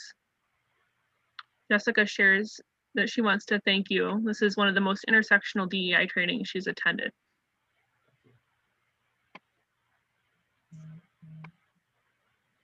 All right, we'll continue populating the chat. We'll have another pause. Well, at the end, so it won't be another pause, but at the end, I'll accept more questions. But let's go ahead and continue on.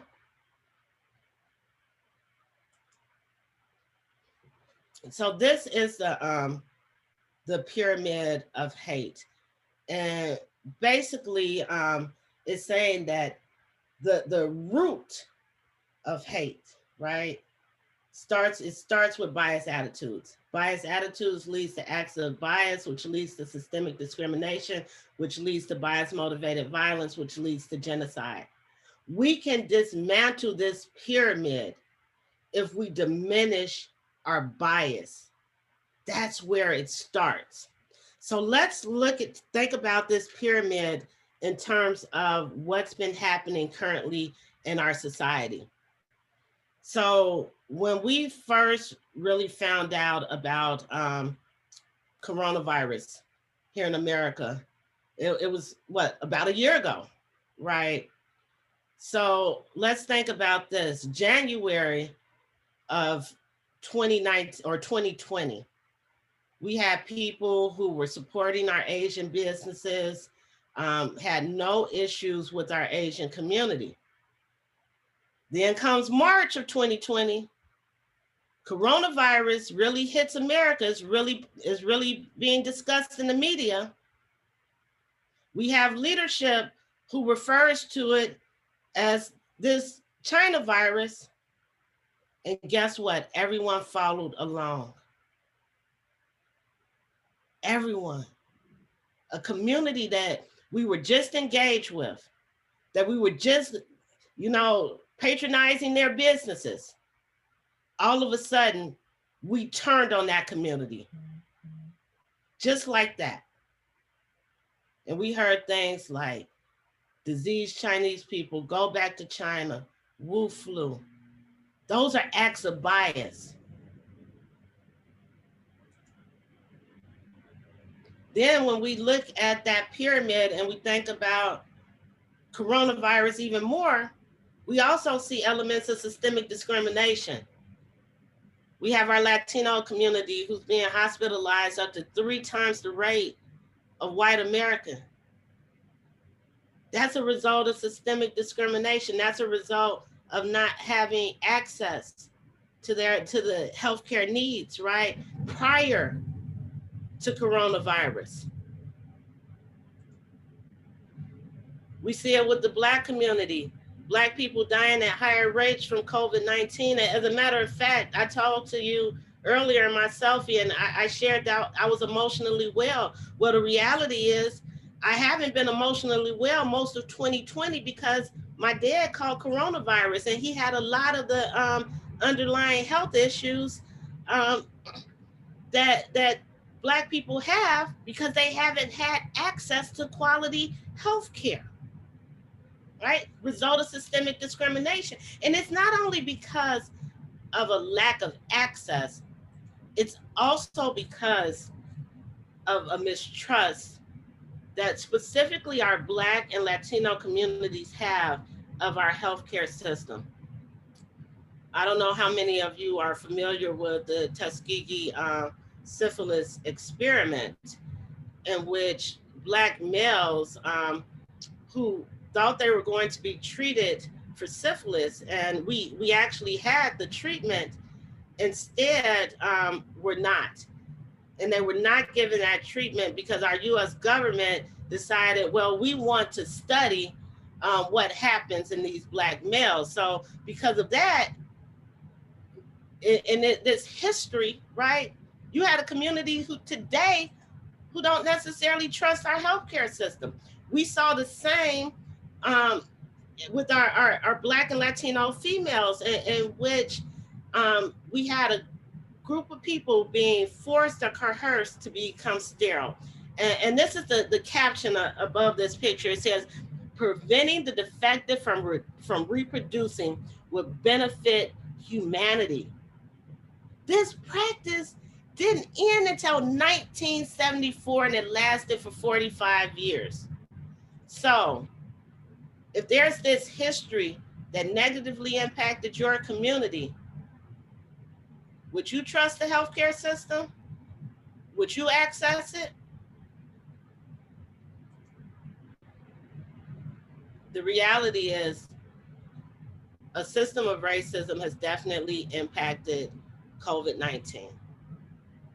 We've had structural barriers because we have these racially and economically segregated communities who don't have access to testing. They haven't had access to quality healthcare. They haven't had access to quality foods.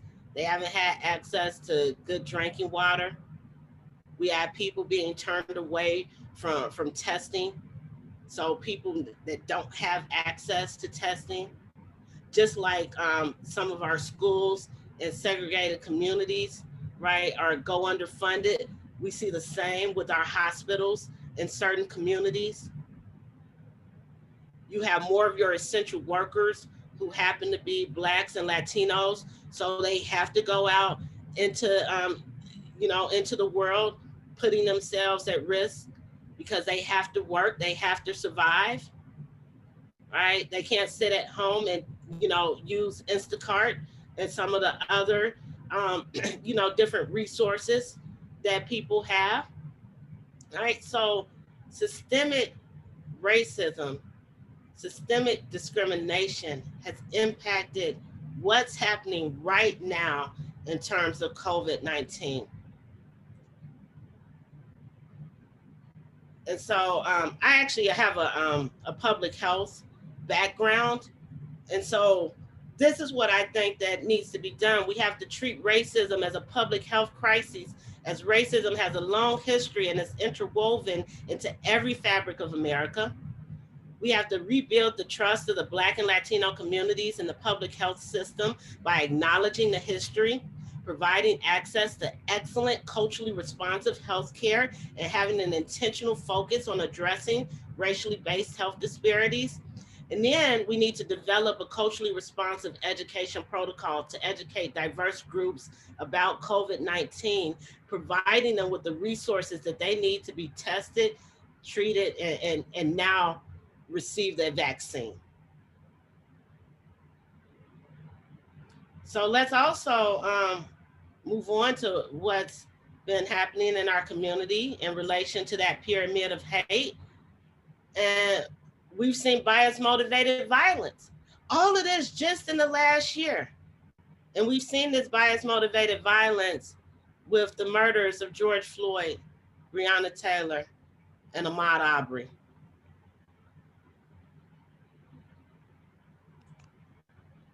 So let me ask you this.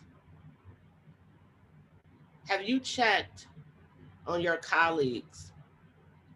Have you checked on your clients, those who you serve?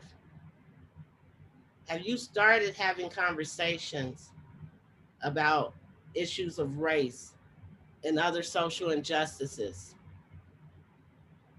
Have you shown up in a positive way for your Black colleagues and clients? Are you supporting them through their trauma? Are you being non-racist, meaning you're not participating in any sort of racial discrimination or slurs? Or are you being anti-racist, meaning you call it out when you see it? Just questions that I want you to think about. We're a little short on time and I have a lot of information still to get through, so I'm gonna kind of bypass this next video, and I definitely will share the slides. I'll share the video so that you all can get it at a later time, but it goes a little bit deeper into systemic racism And also, you're going to have some upcoming seminars that are really going to take a deeper dive into systemic racism, as well as equity mindedness and cultural competence.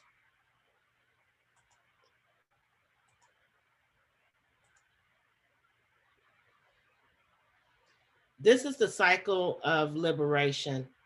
And it's so important that you begin to wake up, that you begin to learn about the injustices that exist and how they impact different communities. From there, you have to prepare yourself and begin to reach out to some of these communities, right? Reach out to people who are in privileged spaces so that they can become allies. Build that community. Then put yourself in a situation to create change and impact the systems that are contributing to oppression and inequity that exist. So, Billy, at this point, will you launch the second poll? To do this, we have to become more culturally competent. So let's see where you are right now in terms of your cultural competence.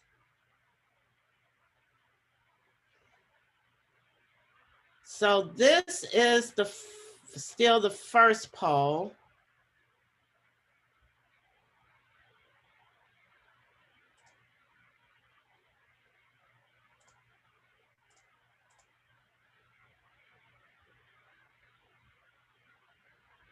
Let's see. This is still the first poll. I'm going to end this.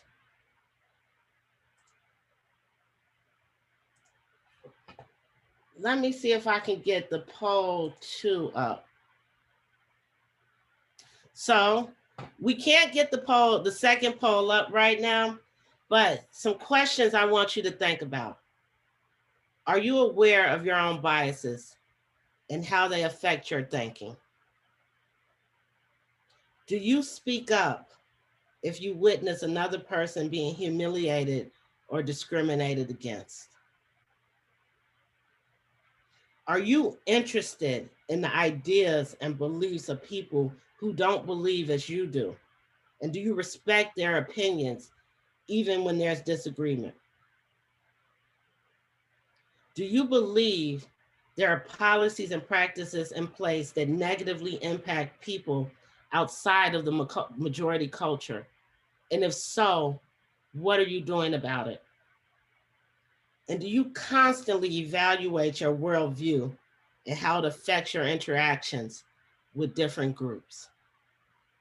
Just questions I want you to think about on a regular basis. But I will say this, if you're not speaking up and speaking out when you observe or witness social injustice, all you're doing is perpetuating injustice. All right, so you have to speak up. You have to speak out. All right, and then understand that our systems, we have these unjust systems in place, but policy a lot of time drives these systems. So what are you doing to impact change in policy? I recommend that you begin to look at all of your policies, practices, programs, and resources through a lens of equity, especially racial equity. And we'll learn more about that. And then finally, as we come to a close here,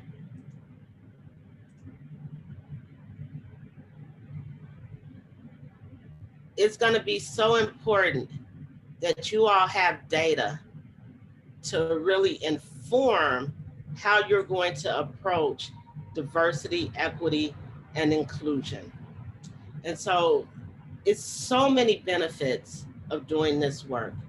It helps to improve understanding of those you work for and with and are around. It creates an environment that really allows everyone to reach their full potential. It brings in all of these different perspectives to help with problem solving, right? It increases retention, it increases productivity, it increases relationship, It reduces the amount of complaints and grievances, and it's the right thing to do. So how do you know how well you're doing in these areas? I want to share a tool with you because, like I said, it's so important. Data is so important.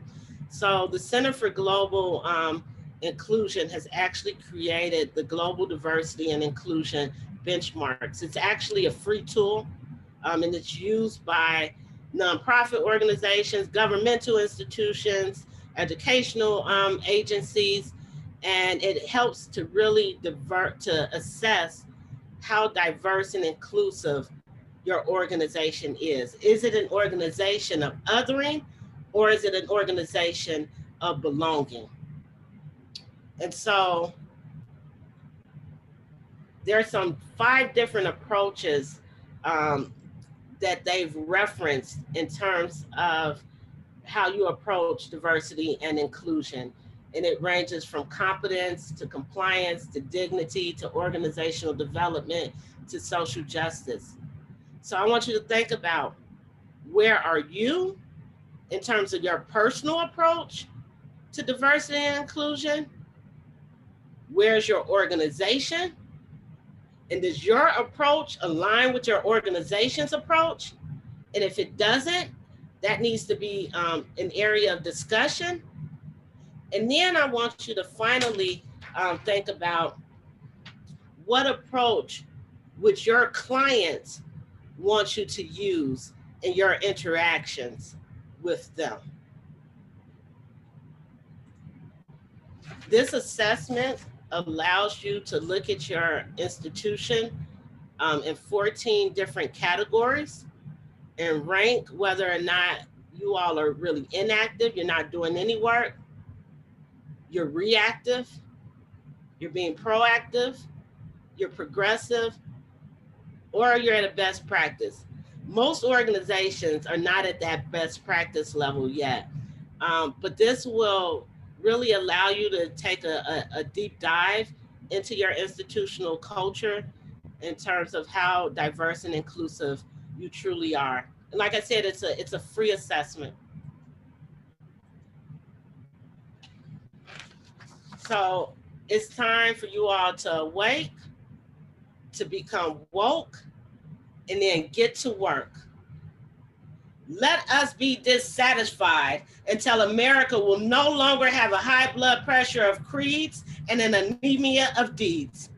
Let us be dissatisfied until the tragic walls that separate the outer city of wealth and comfort from the inner city of poverty and despair shall be crushed by the battering rams of the forces of justice.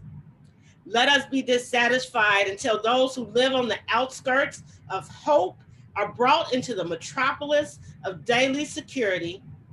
Let us be dissatisfied until slums are cast into the junk heaps of history and every family will live in a decent, secure home. Let us be dissatisfied until the dark yesterdays of segregated schools will be transformed into the bright tomorrows of quality education. Let us be dissatisfied until integration is not seen as a problem, but as an opportunity to participate in the beauty of diversity. Let us be dissatisfied until man and woman, however Black they may be, will be judged on the basis of the content of their character, not on the basis of the color of their skin. Let us be dissatisfied. Let us be dissatisfied until every state capital will be housed by a governor who will do justly, who will love mercy, and who will walk humbly. Let us be dissatisfied until from every city hall, justice will roll down like waters and righteousness like a mighty stream. Let us be dissatisfied until that day when the lion and the lamb shall lie down together and every person shall sit under his or her own vine and fig tree and none shall be afraid. Let us be dissatisfied with the current state of America and commit to its rebirth. In the words of Dr. Martin Luther King Jr. Thank you.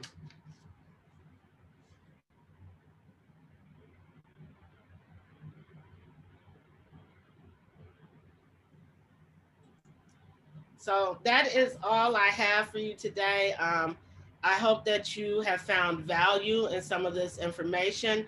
I hope that you will take all that you've learned today and apply it, and not just your professional roles, but your personal lives as well. And again, thank you for being such a great audience. Dr. Coleman, thank you. Extraordinary presentation. We are so grateful for you sharing this information. So pleased that we're going to be on a journey with you for 3 more months. Yes. We could not be more happy with our partnership with you, with the United Way of Northwest Illinois and the United Way of Rock River Valley in order to be able to provide this free training. For those of you that are registered next month, we really look forward to seeing you. For those of you that are interested in being a part of the training that Candid Conversations Matter will provide to become a courageous conversation facilitator, there are still openings for that training. So we hope that you will join us. I join hands with you in saying, let's be dissatisfied. It is time to get to work, and we all need to step forward and do our part. So we look forward to seeing everyone next month. Dr. Coleman, we look forward to seeing you as well. Thank you again for your presentation today. See you all in March. Thank you. Bye now.